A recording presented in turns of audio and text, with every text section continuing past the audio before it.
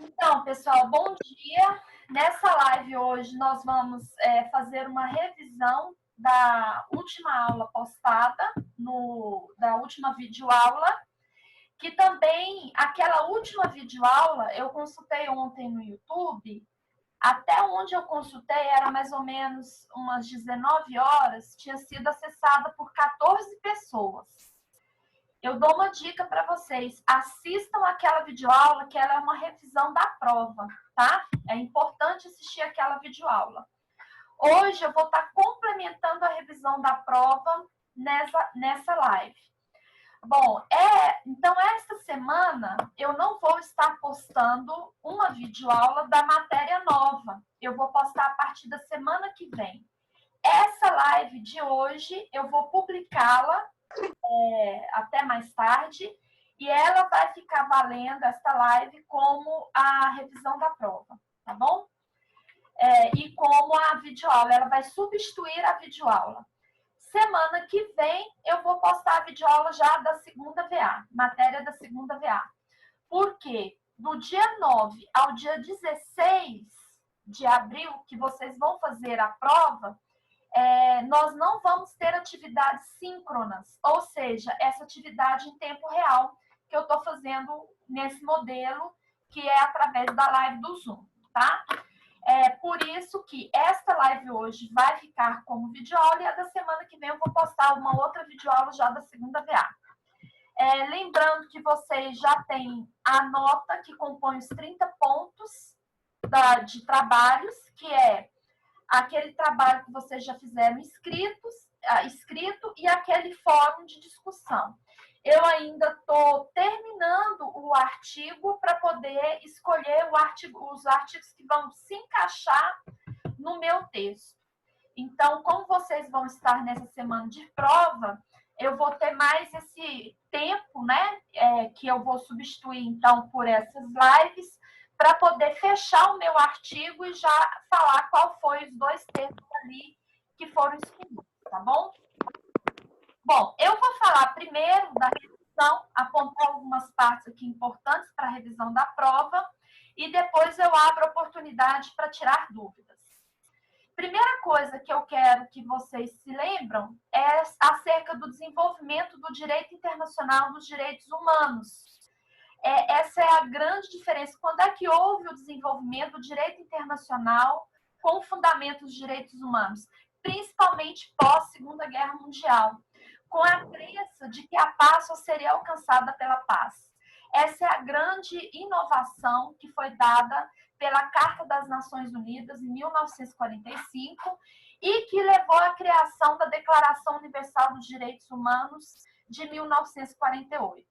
Então, como a ONU, que é a Organização das Nações Unidas, que tem como 2 textos importantes do seu fundamento, da sua existência, que é a Carta das Nações Unidas e a Declaração Universal dos Direitos Humanos, houve uma mudança de paradigma em relação à Liga das Nações. Na época da Liga das Nações, criada ali depois da Primeira Guerra Mundial, o paradigma, então, daquele período das nações era que a paz ela seria uma conquista por meio da guerra. Passados cerca de 20 anos depois da Primeira Guerra Mundial, houve a Segunda Guerra Mundial. Então, essas nações chegaram à conclusão que elas teriam que rever esse paradigma, e aí mudou essa ideia de que a paz não se conquista mais pela guerra, mas sim pela própria paz. Então, essa foi a grande mudança. E aí a gente começa a falar que houve inauguração desse sistema moderno de direito internacional, com essa mudança de paradigma que levou à construção dos direitos humanos, tá? Essa internacionalização, então, dos direitos humanos, ela é um movimento recente, em cima desse paradigma, paz pela paz e não paz pela guerra. Portanto, é uma resposta às atrocidades cometidas de violações de direitos humanos no pós-guerra, do período nazista. E existe, então, esse paradigma ético, cujo objetivo é restaurar a lógica do razoável, em que, se aproxima o direito da moral. Então, por isso que eu falei para vocês que se eu comparar os direitos humanos com a construção do direito brasileiro, direitos humanos não seria direito como o direito brasileiro concebe. Porque os direitos humanos, ele foi construído com esse paradigma ético de garantir ao indivíduo o mínimo existencial para que assim ele tenha sua dignidade. Portanto, há uma aproximação entre direito e moral. Já a construção do direito no Brasil, direito é direito, moral é moral, é uma ciência específica e ética é ética. São ciências específicas do conhecimento.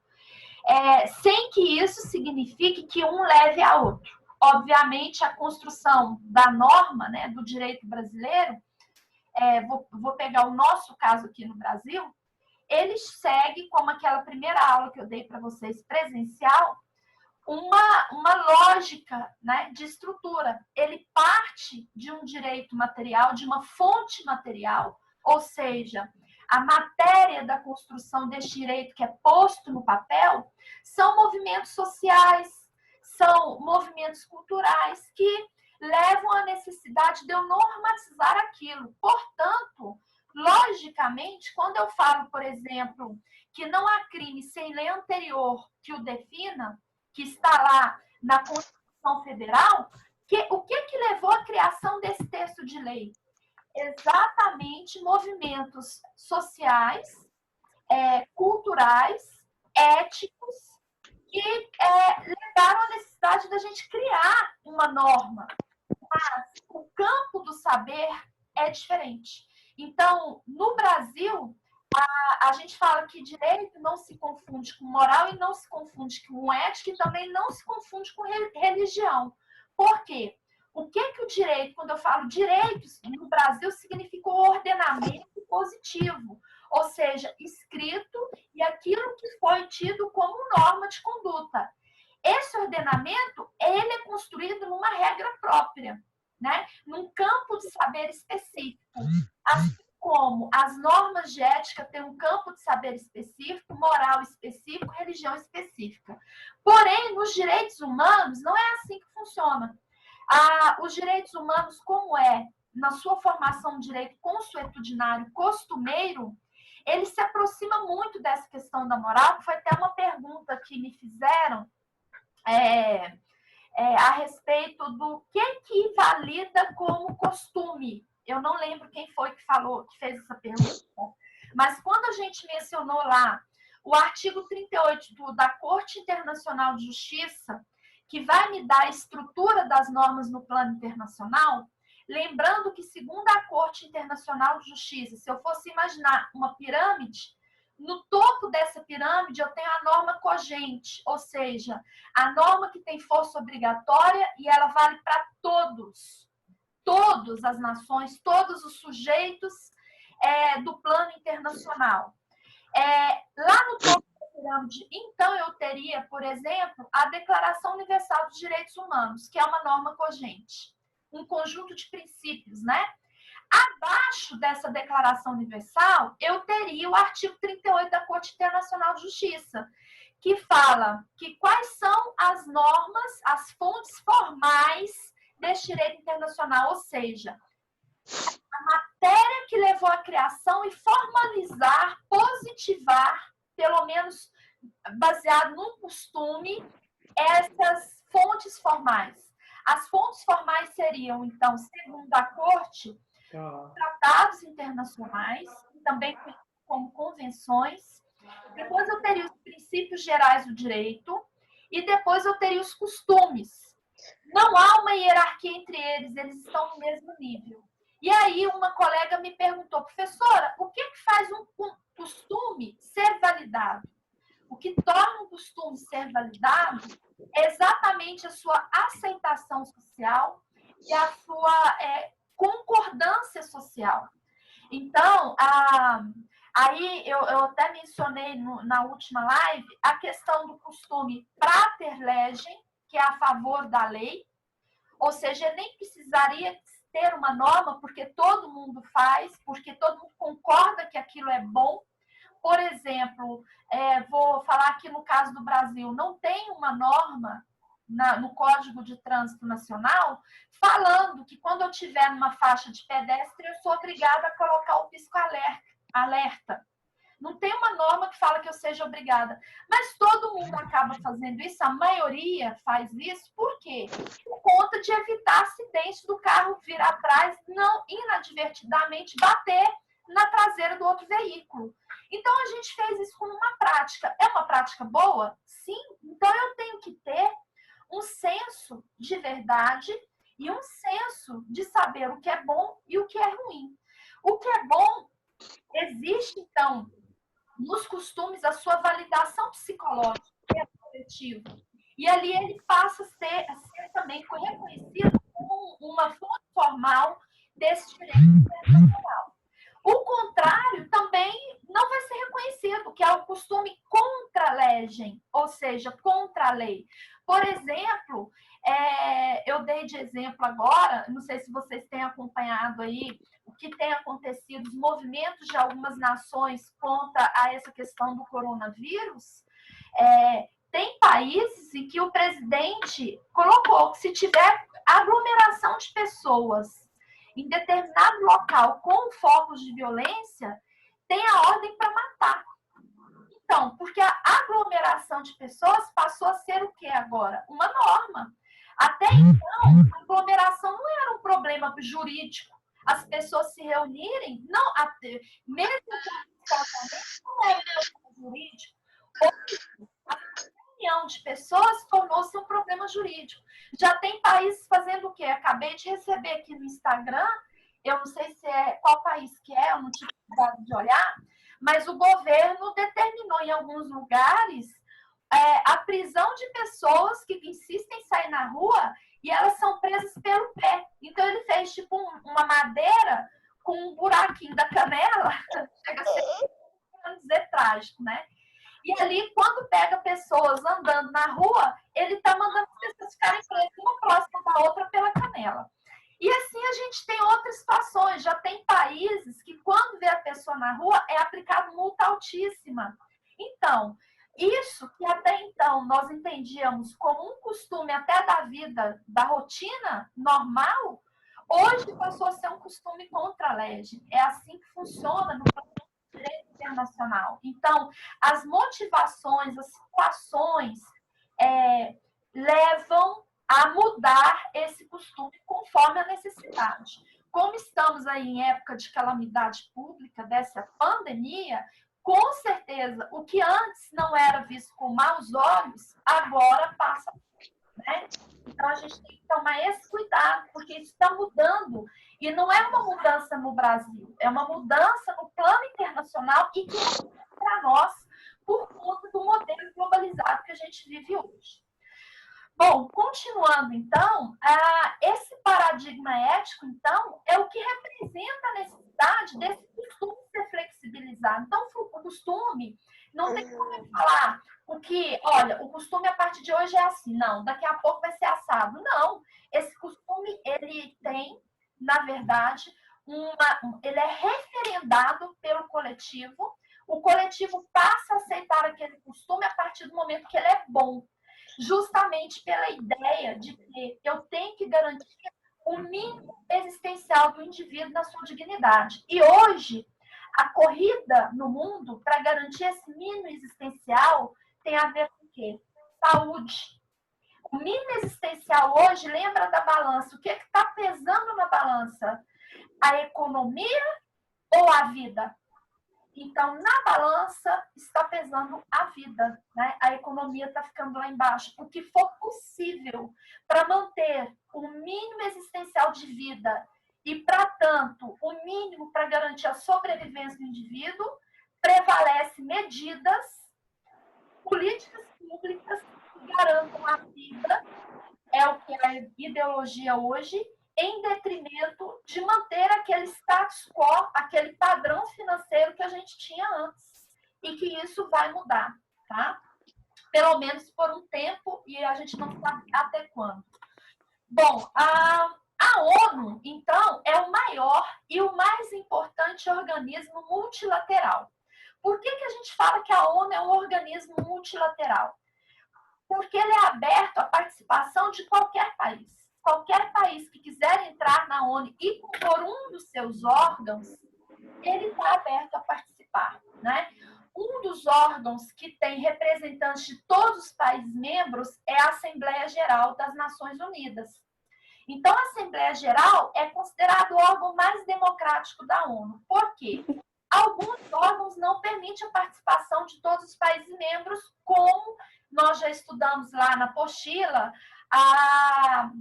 o Conselho de Segurança, que são formados por 15 países, sendo que desses 15, 5 países são membros permanentes, eles não mudam, são os países que venceram lá a Segunda Guerra Mundial, né? Os demais países, os 10 países, eles são eleitos e eles ficam naquele Conselho de Segurança por um período até a nova eleição.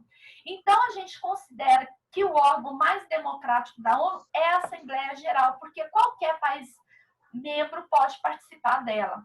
E a ONU é multilateral exatamente por esse fato, por ela ser aberta à participação dos países que queiram entrar ali e, logicamente, ter a mesma ideologia proposta ali de alcançar a paz pela paz, né? Bom, lembrando que a ONU está lá na apostila, ela foi criada com 2 objetivos. O primeiro, manter a paz. Aliás, vamos colocar 3 objetivos, palavras-chave. Primeiro, paz. Segundo, buscar justiça. Terceiro, fomento. Eu, particularmente, não sei se é nessa ordem. Eu até acho que a primeira ordem é fomento. Ou seja, o que é fomentar? O foco da ONU é manter a economia. E a economia no sistema qual? Global capitalista. Então, hoje, por isso que, se a gente refletir sobre esse aspecto em que hoje, lembra que eu falei na sala de aula que esse paradigma estava mudando? Quem assistiu, salvo engano, minha segunda ou terceira aula, eu apontei essa mudança de paradigma, porque quando a ONU foi criada, o fim dela era resgatar a economia das pessoas que estavam arrasadas no pós-guerra. Então, ela criou várias políticas, né, sociais e públicas com o fim de resgatar a economia das nações e fomentar essa economia, movimentar esse sistema capitalista, numa ideologia de ter. Se eu tenho, eu estou feliz. Nessa visão de Jeremy Bentham, utilitarista, em que o utilitarismo eu tenho que alcançar o bem-estar e a felicidade, ele prevalece em detrimento de outras ações humanas. E o que seria essa felicidade nesse contexto capitalista? Ter dinheiro. E aí foram surgindo paradigmas de seres humanos egoístas, gananciosos, avarentos e assim por diante. Com essa constatação, a própria ONU passou a assumir novas medidas, né?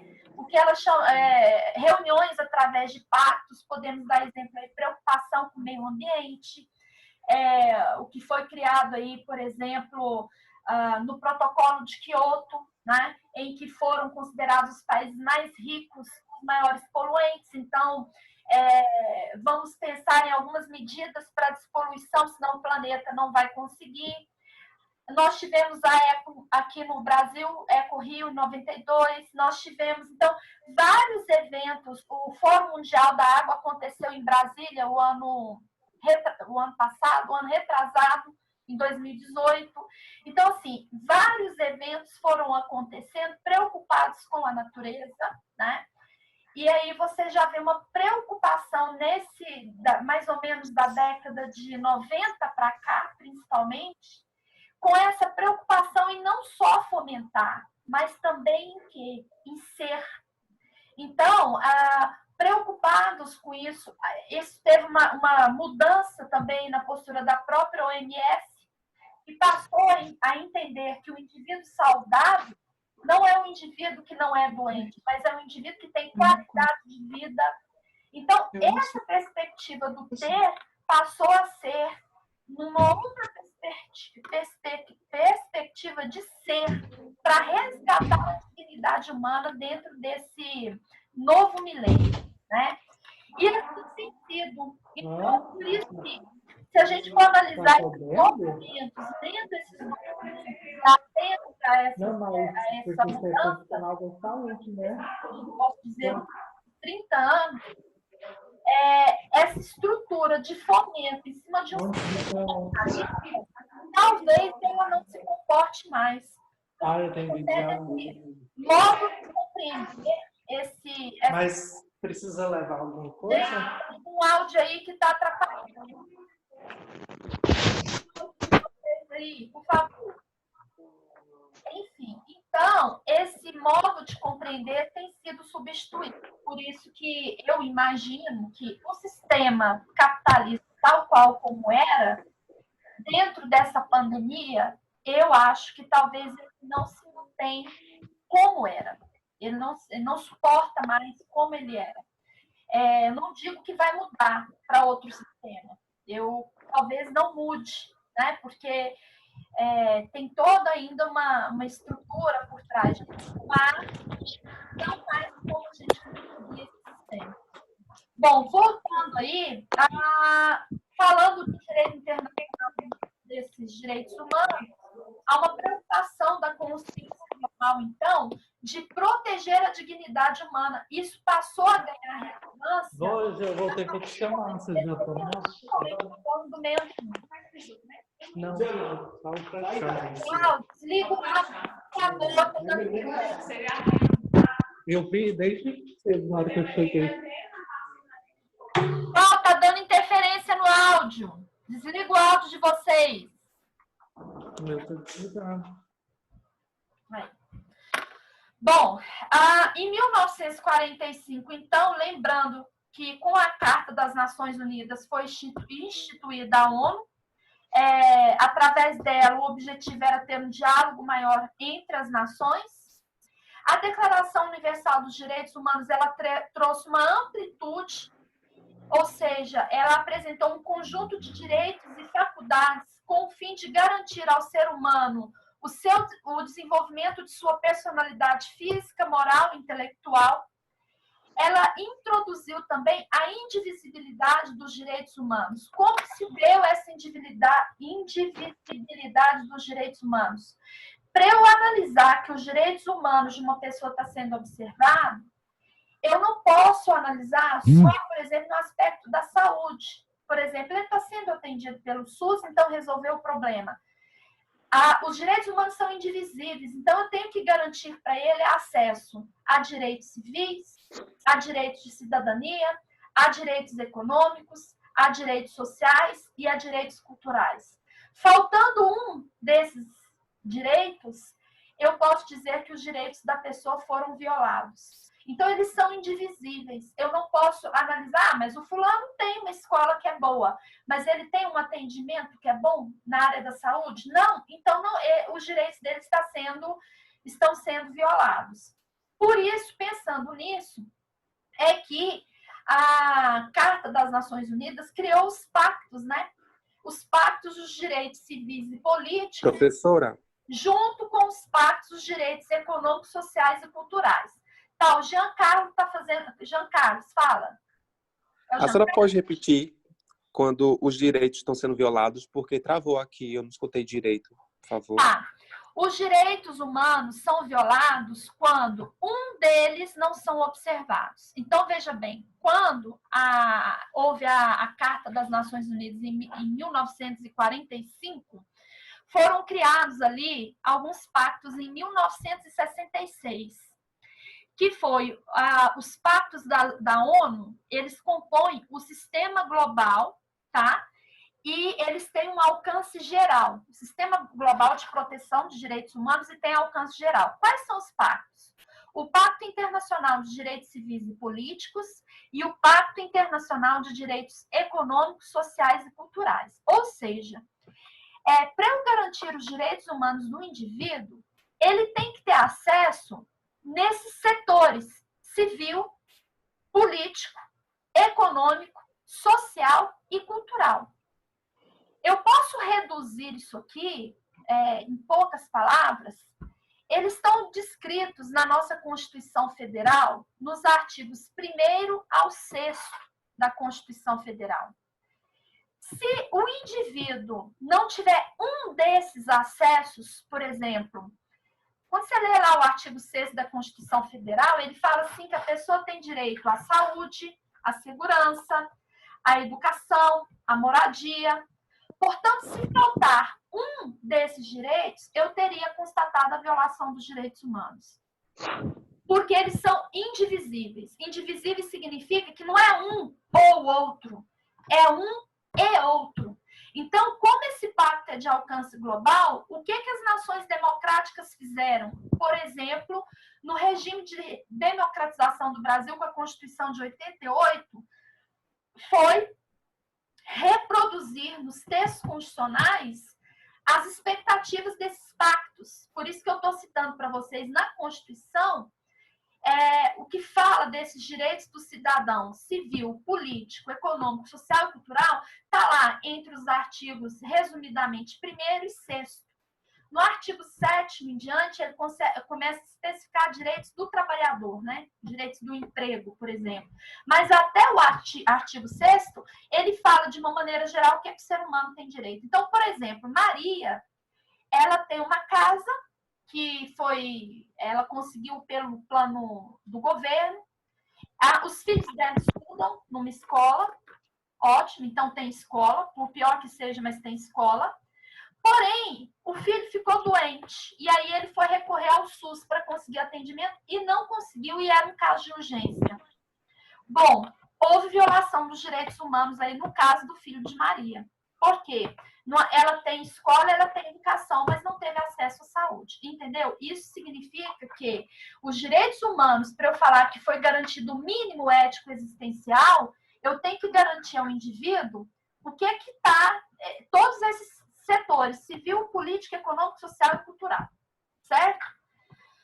Bom, mais à frente, nós falamos, então, o objetivo da Declaração Universal dos Direitos Humanos, então, foi despertar nos povos a consciência de uma comunidade humana.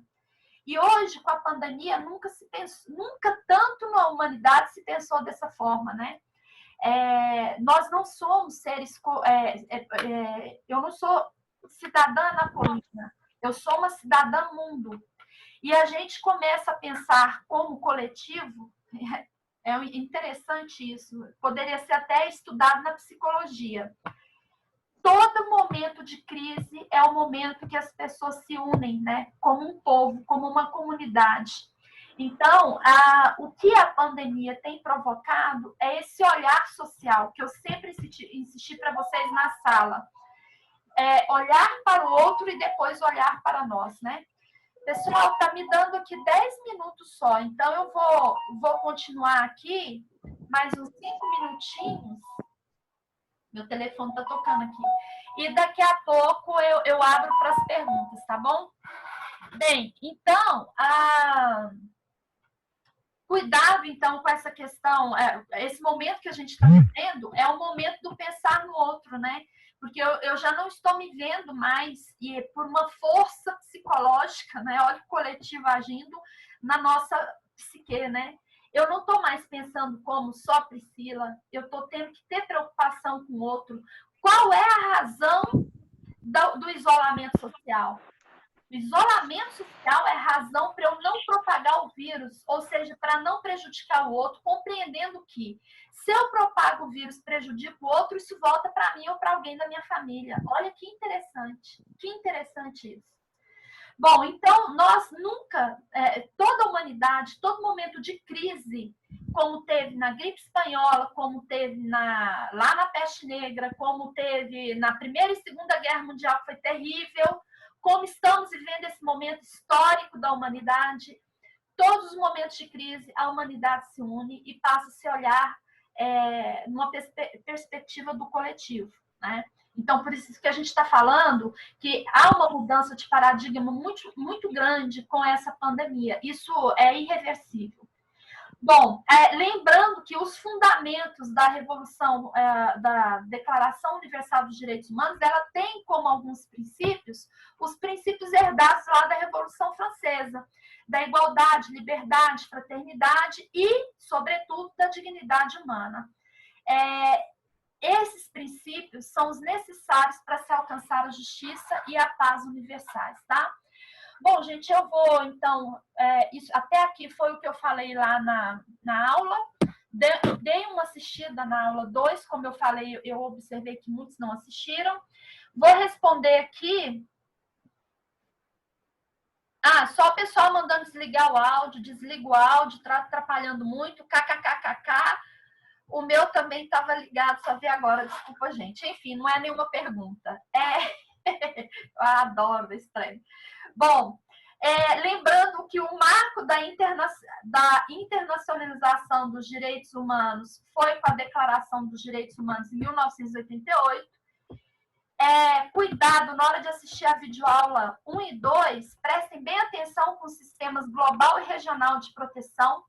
Veja bem, eles não são dicotômicos, um não é contrário do outro, eles se complementam. E lembra também o que eu falei, a ONU não é o único órgão, tá, que vai falar dos direitos humanos. Ele é um órgão que responde pelos direitos humanos no sistema global. Mas nós temos no sistema regional a Organização dos Estados Americanos, OEA. Então, eu não posso falar que a ONU está acima de todos. Lembra de eu falar na aula várias vezes, não existe hierarquia. O que existe no plano internacional é solidariedade entre as nações. O propósito é o diálogo entre as nações, é um ajudar o outro. Então, não há hierarquia. O que existe é um sistema dividido para que cada um atue na sua frente de comando, né? Ou na sua frente de inteligência, ou na sua frente de saber. Por quê? Porque o mundo é muito grande. Não dá para eu concentrar nas mãos e responsabilizar só um órgão para dirimir conflitos. Então, por isso da necessidade de eu ter um sistema global, normativo global e um sistema normativo regional, tá? Só que eles não se contrapõem, um complementa o outro. Sim. Professora, é só que no retorno, se tiver aquele problema de áudio, a senhora mesmo pode fechar o microfone do colega, viu? Ah, é? A senhora vai no chatzinho do lado, a hora que a senhora vai no chat, aí aparece todos e o microfone de cada um, e a senhora mesmo desliga. Deixa eu fazer um teste aqui. Quer ver? Tenta desligar o meu aí. Deixa eu ver aqui. Porque nós, mesmo? Ai, que interessante. Eu desliguei do Davi. Vou ligar, Davi, de novo. Tadinho, pronto. Bom, então tá, obrigada. Bom, a aplicação dos direitos humanos, ela é uma aplicação universal e lembra da relativização da soberania estatal, tá? Principalmente quando o país, que é o Estado, ele internaliza esses tratados internacionais. Lembra da aula 2 de novo, gente. Assista a aula 2. Veja bem, se algum tratado de direito humano for aprovado por 3/5 dos membros do Congresso Nacional em 2 casas, desde o Pacto de São José de Costa Rica, que foi traduzido na Emenda Constitucional 45 de 2004, esse tratado incorpora a norma brasileira como norma constitucional. Veja bem o tanto que isso é grave. Então, não é um direito do governo querer aceitar ou não o contrato, o tratado, falar que ele não vai mais, que ele tem soberania a qualquer momento de querer não cumprir com o tratado. Não é uma questão de soberania. Se aquele tratado foi aprovado desde 2004 nessas condições, ele é norma constitucional. É como se eu estivesse ferindo a minha própria lei. Eu estou ferindo a Constituição Federal. É isso. Então, a gente tem que tomar muito cuidado com isso. Então, e mais, nos demais tratados que não são de direitos humanos, eles não incorporam como norma constitucional. Eles estão como norma infraconstitucional, mas supralegal, ou seja, eles estão abaixo da Constituição, mas acima das leis ordinariamente concebidas no direito brasileiro.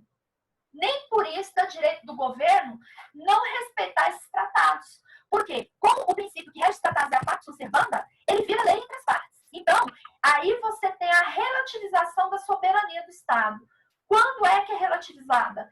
Quando o Estado assina, ele é signatário de um tratado internacional, ele assinou porque ele quis, então ele tem que cumprir aquilo. Ele não pode invocar a sua soberania para falar, não, isso aqui é uma norma internacional, não vou cumprir isso. Ele é obrigado a cumprir a partir do momento que ele assinou. Lembrando que a norma cogente, que é, por exemplo, a Declaração Universal dos Direitos Humanos, ele não tem nem essa opção. Ele tem que cumprir a norma cogente, tá? Então, cuidado com essa relativização da soberania dos Estados, que é exatamente isso. O Estado não pode invocar sua soberania para descumprir um tratado. Pior é quando é um tratado que ele mesmo assinou. Pior ainda é quando é um tratado de direitos humanos que ele incorporou e ele se tornou uma norma constitucional. Pessoal, então, aqui, enfim, eu estou sendo avisada aqui que acabou, e eu vou desligar aqui, tá? Porque está tendo uma mensagem aqui para tomar cuidado com a conexão. Enfim. Então, vou desligar e vou postar essa live para qualquer dúvida, tá bom? Tchau para vocês, beijos. Tchau. Tchau.